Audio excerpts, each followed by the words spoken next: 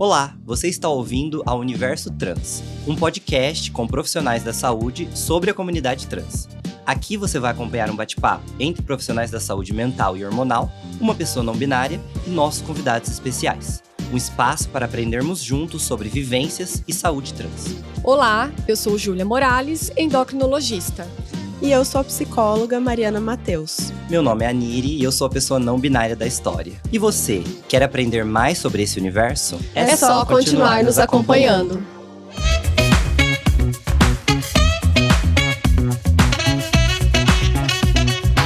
Receba as nossas boas-vindas ao nosso último planeta do nosso universo trans, codinome episódio 8.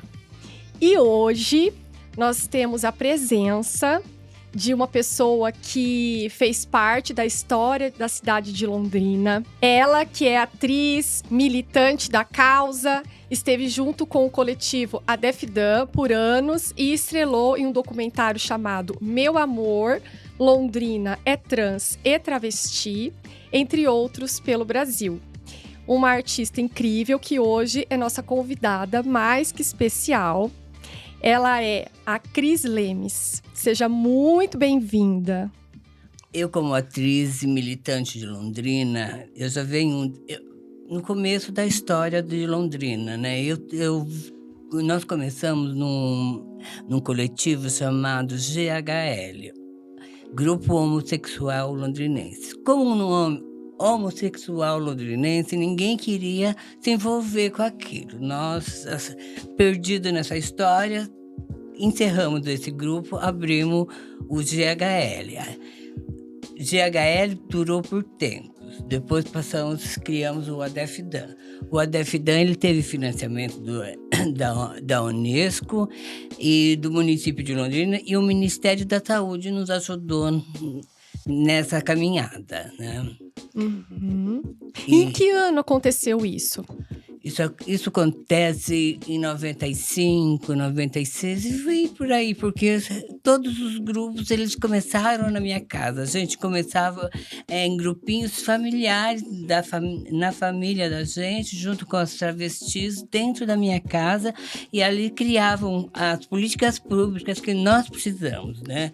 Dentro de Londrina. Como não tínhamos ninguém para nos apoiar nessa época, o Ministério da Saúde, ele entrou com uma verba que nós alugamos uma casa e construímos a primeira ONG, o Adefdan, ONG financiada. Foi o único financiamento de travestis que teve aqui dentro de Londrina, foi esse. E o que era esse projeto? O que vocês faziam? Esse projeto era um projeto de prevenção. Isso já no começo da pandemia da AIDS, foi quando eles procuraram a gente, que tínhamos que procurar a gente para que pudéssemos nós construir uma prevenção em cima das travestis, ensinando elas onde estava o risco que nos apontava na época, né? Que foi muito dolorido, foi uma luta muito incrível, mas deu resultado, pelo menos um pouquinho deu. Que legal. E isso aconteceu na década de 90, né? 90. Esse projeto, ele foi financiado em 2002, né? Era mais que prevenção, era uma casa de apoio onde as travestis passavam um dia aprendendo a cortar cabelo, a pintar cabelo, um curso de cabeleireiro, costura e confeitarias, crochê e tudo, uma forma de renda sem ser a prostituição na rua, onde víamos muito perigo na época, né? Entendi. A gente viu vendo a tua história, vendo o seu documentário, né? Que, na verdade, a luta começou bem antes, né? Lá por volta da década de 80. 81, né? E a gente queria que você contasse também pra gente como é que foi nessa época que pegou aí uma parte da ditadura. Era uma época que também falava-se menos ainda, né? Década de 80, que eu acho que quando foi pré-AIDS, como você comentou, né? Como que foi isso? Pré-pandemia, né? Pré-pandemia. Foi difícil, porque quanto travesti, nunca tivemos direito nenhum. né? E para uma travesti, ela saía em campo, né? Onde tinha as prostituições, para prevenção, falar sobre prevenção, sobre isso, tinha que ter pelo menos um pouco de poder, porque que as pessoas respeitassem, porque senão elas não acreditavam. E nós fomos culpadas na época, né? A pandemia, ela aconteceu como que foi a Covid. Foi terrível. Foi terrível porque nosso grupo foi focado, foi mostrado. É ali, né? Então se preocuparam com nós, né? Com os outros eles não se preocuparam. Mas nós fomos à luta, como sempre, demos a cara a tapa, fomos, nos capacitamos, vimos como que estava essa parte da doença, como que poderíamos ajudar a população e começamos a explicar como que se vivia com HIV e AIDS dentro de Londrina, né? Na época, sem medicamento, era um terror. A gente não podia nem sair mais na rua, porque todo mundo era apontado a peste gay. A peste gay está na história da AIDS do mundo, né? Porque em Londrina nós fomos posta assim, peste gay. Então a gente não tinha mais direito para sair de dia, a gente saía, a gente era vaiada, tinha carreirão, algumas apanhavam, muitas morreram, né? Porque depois teve também na época teve a Operação Tarântula, que era a exterminação das travestis, que eles acharam que, matando todas as travestis, a doença estava calma. Mas enganou-se. Todo mundo se enganou na época. Por quê? O que é que aconteceu? Nós corremos atrás, nós fomos atrás, nós fizemos passeata, nós fomos atrás de remédio, nós fizemos tudo. Enquanto nós estávamos sendo focados, a população em volta, entre homens e mulheres, estavam se contaminando. Quando foi que viram isso, os maridos levando a doença para dentro de casa. Isso deu muito problema, muita morte. E assim foi um período muito difícil de se viver no Brasil. Foi quando eu fui embora para a Europa. E eu queria saber, primeiramente, é um prazer ter você aqui, assim. Foi muito bom ter te conhecido e ter esse encontro, poder conversar mais, saber um pouco mais da sua história.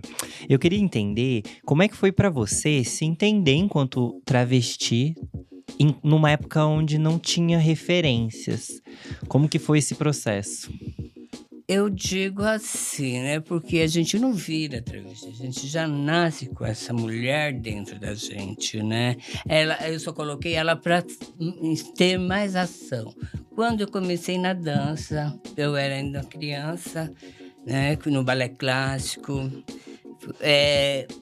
Comecei a conhecer, ver coisas diferentes, ver pessoas inteligentes, pessoas boas de conversa. Já me envolvi com as antigas pioneiras, as travestis antigas, as pioneiras, e comecei a esse envolvimento. Na época, eu estava no salão, trabalhando no salão, elas frequentavam o salão, e assim a gente virou amigo. Então, o salão das travestis em Londrina. Também estou na frente também disso, né? Então você teve referências, mas foi uma galera assim, que era próxima de você mesmo. Isso, foi. E daí você enxergou essa possibilidade, falou…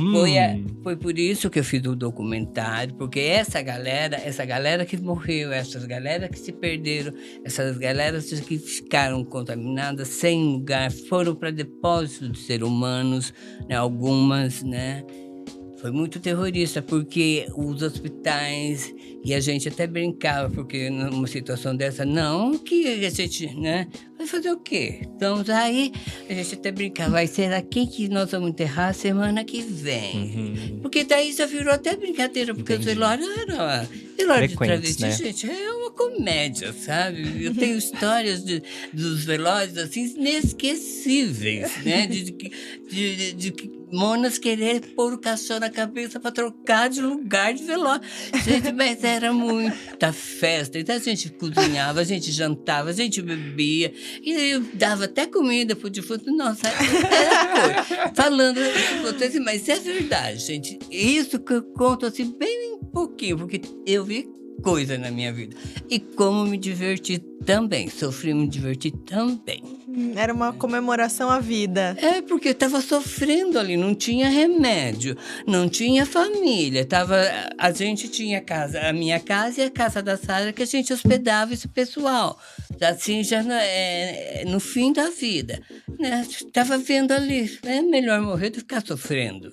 Né? Vocês conseguiam criar um motivo de celebrar ali, né? Tanto a vida dessa pessoa que tinha passado, quanto a vida de vocês, né? É, porque ela, já como travesti, ela sofreu bastante. E depois ainda sofre com a doença. Uhum. E a doença, no começo, ela foi muito feia. Aquela expressão de Cazuza, sabe? Emagrecimento. Ah. A gente não tinha. Quando começamos, o primeiro medicamento que chegou não deu muito certo, porque o medicamento ele não matava com o vírus, né? Com a doença AIDS, mas sim com outras doenças que ele causava, como anemia profunda, porém causada pelo vírus do HIV. E você comentou que durante teve uma época que você precisou ir pra fora, né? Você morou fora do Brasil durante quantos anos da sua vida? Eu morei 10 anos fora do Brasil. Nossa. Foi na época da Operação Tarântula que eu tive que sair com muita gente. Tiveram a oportunidade de sair, mas não saía assim, sabe? Tendo dinheiro para pegar um avião e chegar em Paris. Não. Uma amiga me chegou e falou assim para mim: Cris, eu tenho uma passagem, eu não vou voltar mais. Se você quiser falsificar o teu passaporte e a minha passagem, eu te dou. Eu não tinha o que perder. Se eu ficasse, eu ia ser morta. Resolvi e fui. Fui, entrei, passei anos vivendo em Paris. Aí, quando eu já volto, que nós começamos com as ONGs, né, que foi o ADEFDAN, já que teve financiamento, foi uma coisa boa para a gente trabalhar. A gente fazia prevenção no carnaval, a gente saía para as ruas distribuindo preservativos, as pessoas falavam. Quando referia da doença, perguntava da doença para a gente dava o ponto de vista como que é. Não é assim, não é assim. Você pega somente fazendo sexo ou troca de sangue. E hoje, nem fazendo sexo, já não pega mais, porque está controladíssimo. Os remédios hoje estão poderosos as terapias. Tem até mesmo a PrEP, né? Que você toma para se prevenir disso. Pré e pós-exposição, né? Hoje as pessoas que não têm o vírus HIV e tem um parceiro que tem o vírus HIV, ele pode fazer o tratamento da PrEP e ele não pega o vírus HIV mais, porque o vírus da pessoa que tem o vírus, ela já está indetectável por causa do remédio. E ela já não passa mais o vírus para ninguém. Então, quer dizer, isso já... Hoje, viver com AIDS no Brasil é como se viver com diabetes, é a mesma coisa. É uma condição. Controlável, né? Bem controlada.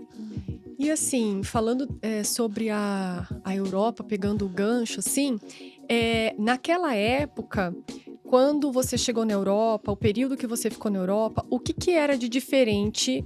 Como a travesti, a pessoa trans, ela era tratada lá? Era parecido com aqui ou lá era melhor? Nunca. Claro que era. Primeiro mundo. Que isso? Depois do pé pra lá, eu falei, não volto mais para aquele lugar. Não. É que tem família aqui, então foi isso, né? Muito frio, muita comida boa, muita coisa, muito luxo, muito dinheiro, muito homem bonito.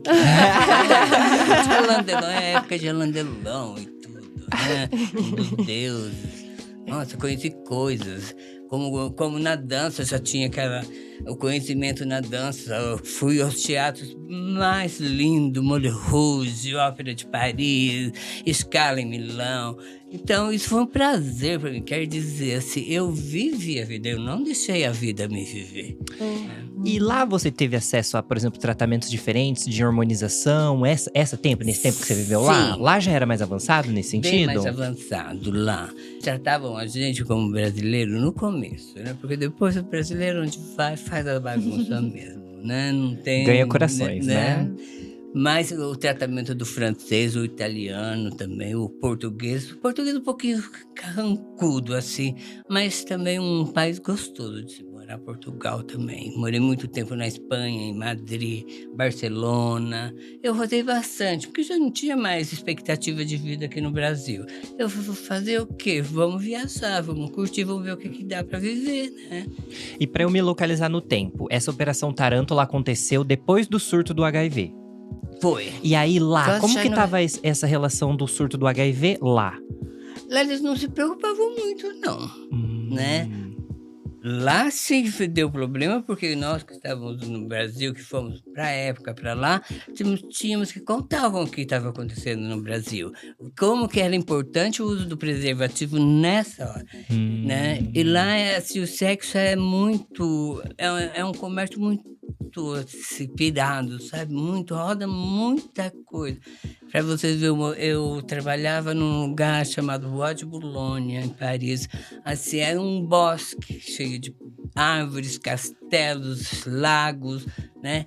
E muita gente rodando aquilo a noite inteira. Era uma liberdade sexual maior lá, então, Bem assim, maior. a galera… E daí, então, vocês iam trazendo essa consciência do… Tem que ter um preservativo nesse momento, Isso. porque vocês já tinham tido dessa experiência. E a gente, as que estavam lá, elas não sabiam o que estava acontecendo, porque lá elas pensavam só em trabalhar e pouco ver televisão, noticiário, essas coisas, né? E a gente aqui sofrendo com isso. Quando aconteceu a Operação Tarântula, São Paulo ficou terrorista, era morte em cima de morte. O que contaram, né? Porque o que não contaram foi terrível. Quando a polícia chegava, eles pegavam os cacetetes, jogavam no chão, que a gente saía correndo, jogava no chão, ele rodando assim, grudava, pá! Nós aí explotava em cima, nós jogava para dentro, dava banho gelado, nós torturava, assim, até a morte. Eu tive sorte de cair fora, porque eu nunca muito precisei da prostituição, né? Mas sempre estive junto com o pessoal. Então, eu não me arriscava muito aqui no Brasil, quando na Operação Tarântula, porque a minha família ficou muito com medo. Até ter uma pessoa, né, trans dentro de casa já era um perigo, sabe? Eu cheguei a presenciar em bares noturnos aqui dentro de Londrina, que o dono do bar chegou e falou assim: olha, vocês me desculpam, mas a clientela falou que se vocês beberem nesse copo, eles não vêm mais aqui, vão tomar mais no mesmo copo que vocês tomam. Se vocês quiserem beber aqui, a gente pode pôr no saquinho e vocês tomam lá fora. Isso a gente passou, assim, isso foi para mim, assim foi o fim. Né? Vamos, né?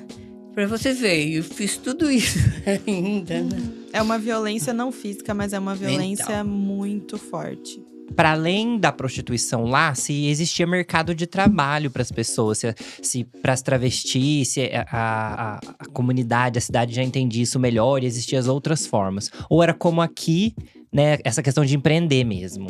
É como aqui. Realmente as pessoas que estavam lá estavam atrás de um dinheiro para se fazer aqui no Brasil, porque elas iam, ganhava ganhavam mais, dinheiro né? lá, né? E vinham para o Brasil, abrir salão de beleza, salão de costura, restaurantes, né? Várias coisas. Muitas delas abriram o acesso para as travestis no Brasil. Porque no Brasil é difícil uma pessoa que não tem um alicerce, uma família que tem dinheiro, se dá bem. Não tem como. E como que você vê essa evolução? Percebe mudanças de lá para cá? Eu cheguei aqui. Né? Arrasou. Olha, Guerreira. foi uma jornada para chegar aqui. Só com vitórias, né?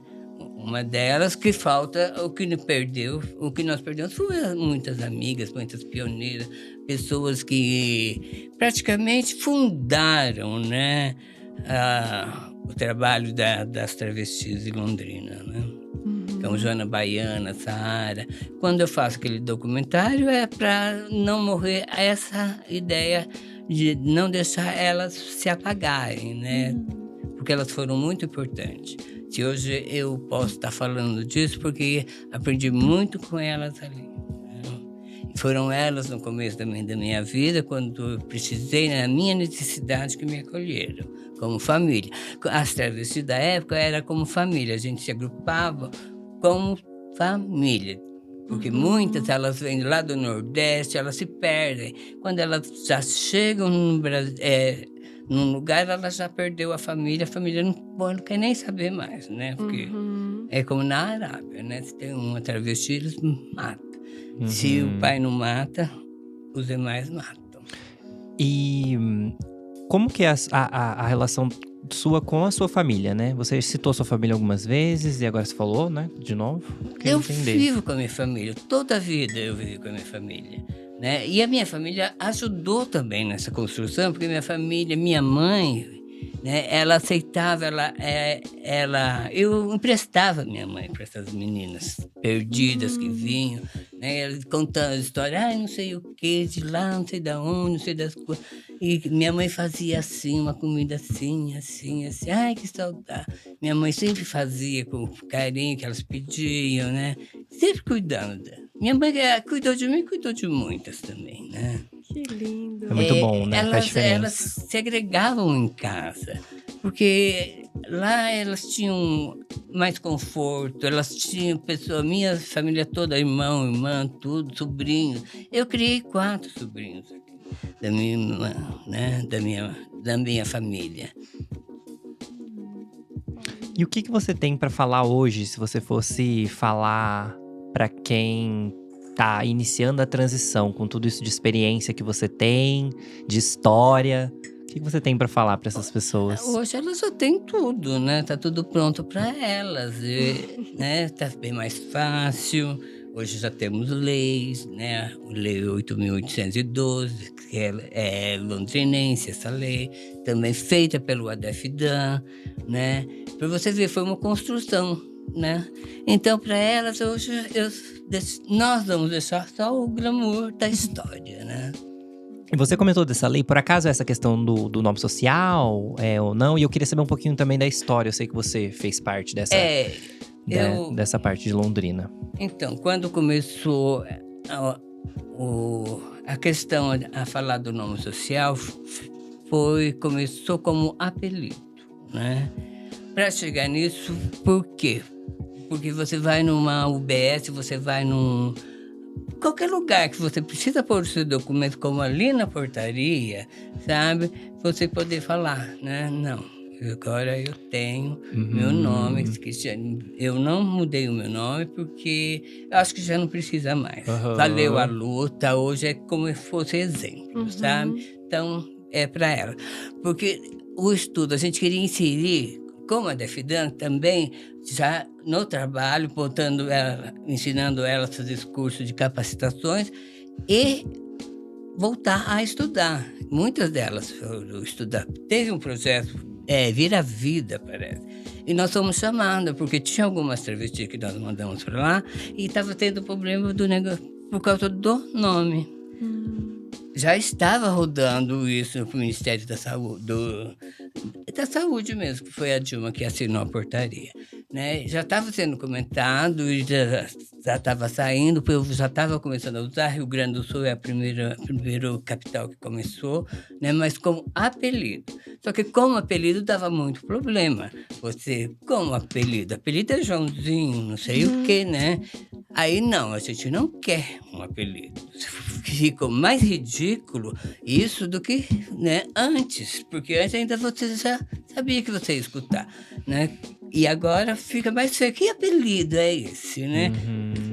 Mas conseguimos colocar agora até o sexo também, agora é feminino. Então, praticamente é outra, né? Outro direito conquistado. Isso eu fiz questão de trazer quando o Ministério chamou a gente em Curitiba, no estadual, para conversar sobre isso. Como ele chamou também para conversar sobre a PEP, a PrEP. E o ambulatório transexualizador também, que aí eu falei, Melissa, então você leva o ambulatório, você imprensa em Londrina, dá as dicas, e eu vou no nome social para adiantar isso. E conseguimos, tá aí o nome social. O ambulatório tá tá começando. A gente conversou, né? Com a Beatriz Ampar, ela contou como funciona Não, e tal. a Débora, né, que abraçou. Ela contou essa Isso. história. A Débora que abraçou com a Melissa e tocaram pra frente agora, que já saiu do papel, que isso faz tempo. Aham. Sim, ela contou pra gente, Cris. E você, me parece que boa parte da sua história se mistura com a história de Londrina, com a história da luta, né, das travestis, das mulheres trans, assim. E eu queria que você falasse um pouco do que isso significa pra você, como é essa vida, como é partilhar essas coisas, assim, o que você sente quando você pensa na sua história. Eu nem sei o que dizer sobre isso, porque não fiz. Era o meu sonho, para mim. Como não deu muito, na minha época, não foi muito positivo assim. Agora, trabalhando nisso, foi ótimo, né? Porque tem o documentário, tem o filme também, né? A Grandes Nuvens de Magalhães, que eu faço uma travesti de 55 anos, foi premiado na Kinoarte, 3º lugar, mas O prêmio, Arrasou, é claro. parabéns. Levou um prêmio pra E eu casa. faço uma travesti que ela coloca nome de drag queen nos militares da época, né? João Figueiredo, né? São 4 presidentes, né? E eu coloco o nome de drag queen. Eles, inclusive, João Figueiredo, veio na minha cabeça assim, Joana Figueiretti. Aí, né? Diz que o comentário nas reuniões da Kinoarte era a Figueiretti, né? Então, rodou. Então, foi um barato. Eu fiz também tudo isso porque a vida me ajudou, né? Me induziu nisso. Eu sempre tive curiosidade, né? Sempre quis ir para frente, lutando. Vamos ver o que dá ali na frente. Vamos indo. Tomba, cai, a gente levanta, vamos de novo. E assim foi, né? Eu tenho que agradecer e ver tudo isso, né? Lógico que isso apaga, né? O tempo apaga. Eu não faço questão de ser a Cristiane do movimento, não. Só de saber que eu fiz parte já é ótimo, eu ajudei, né? Como fiz toda a vida, né? As minhas amigas também, sempre ajudando, sempre. Quando elas começaram a morrer, a gente tinha que tratar e ninguém queria, porque foi uma luta muito triste, muito difícil, porque quando ela chega na parte final da doença, ela é muito trabalhosa, daí tem que, sabe, ou você aguenta, ou... né? E para não deixar, como eu também não queria morrer numa situação daquela, porque quem sabe um dia lá na frente eu também posso precisar. Né? Então se faz aqui também se recebe, né? Também. Exatamente. É isso. Mas é gente. importante porque hoje a gente tem essas novas pessoas, né? E às vezes a gente tem, enquanto uma pessoa trans, uma pessoa não binária, travesti, certos modelos que hoje são modelos que estão na mídia, mas a gente se esquece muitas vezes que teve pessoas que estão aqui do nosso lado que batalharam muito mais pra estar construindo esse espaço que a gente tem hoje, que por mais que a gente ainda precise batalhar por muita coisa, ele já foi, como você falou na reunião, vocês fizeram a casa, fizeram o fundamento, né? Colocaram os tijolos. Eu falei que não ia dar o texto do tijolinho hoje. Elas ficaram curiosas, eu Mas acho que eu você vi no tinha que documentário, trazer. ela fala. fala, né? No documentário ela fala, sim. Que ela fez o fundamento da casa, as paredes e tá pra nós decorar, né? Então, é importante lembrar sim da sua história e do empenho que você teve durante a sua vida pra construir o cenário que a gente tem hoje pra população trans Então, aqui o na cidade. reconhecimento de tudo isso é essa visão, olha, né? O documentário deu super certo. O Regis abraçou aquele documentário, o Herbert e o Regis abraçaram o documentário de coração. Demorou 3 anos. Teve 3 formaturas em cima do documentário, mas saiu, né? E tudo isso que a vida me deu, né? Quando eu pensaria de um dia estar estrelando um curta-metragem na tela do Vila Rica, que para mim foi o primeiro cinema que eu entrei na minha vida para sonhar um dia, né? A chegar né, no Moulin Rouge, no Scala, em Milão. Então, isso tudo valeu a pena e valeu Atriz, bastante. né? Atriz premiada. Acho chique. E por falar em sonho, você tem ainda algum sonho? Tem alguma meta, alguma coisa a conquistar a partir de agora? Algum projeto? Não. Agora, a única meta minha é ver quantos anos eu ainda vou sobreviver. Porque agora é uma sobrevivência depois dos 60, né? Eu tô com 60 anos já. Chegar aos 65 para mim já tá ótimo. São 5 anos a mais, né? Agora é só viver, aproveitar, né? Só viver. Eu acho que tudo que eu tive vontade de fazer, eu fiz. E hoje a gente tá com um tempinho mais curto aqui e eu gostaria de encerrar esse episódio. Primeiro, eu queria que as meninas falassem o que foi pra vocês ter gravado essa temporada, já é o último episódio. Eu acho justo que vocês falem aí como foi pra vocês essa experiência. E depois a gente escuta um pouquinho da Cris também. Pra mim foi incrível, assim, ter partilhado isso com vocês e com todas as pessoas que a gente conheceu. E eu sinto que o mais significativo pra mim foi ter conhecido histórias como a sua, Cris, e como das outras pessoas que passaram aqui no podcast, assim. Acho que foi ter criado espaço pra gente ouvir vidas tão fortes, tão impactantes, tão bonitas, histórias de trajetórias e de relações. Então, assim, eu amo relações, né? Sou psicóloga, preciso falar das relações, assim. Então, é muito bonito poder criar conexões com pessoas novas, poder ver as conexões que essas pessoas criam na vida.